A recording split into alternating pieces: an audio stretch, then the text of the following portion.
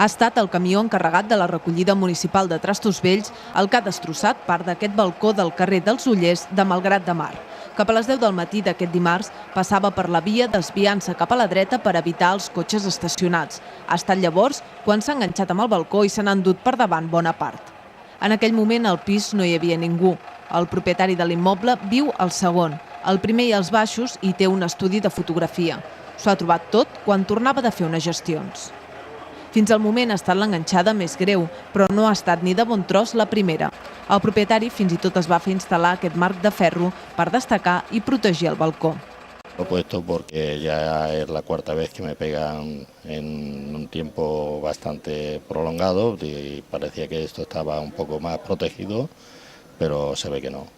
Que según los camiones que pasan por aquí, pues algún camión de estos son demasiado grandes y al estar aparcados los coches al otro lado, pues es cuando te pegan el balcó.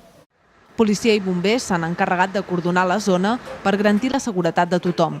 Poc després s'ha apuntalat el balcó i al carrer s'ha tornat a obrir el trànsit, mantenint vallat únicament el pas per sota de l'immoble.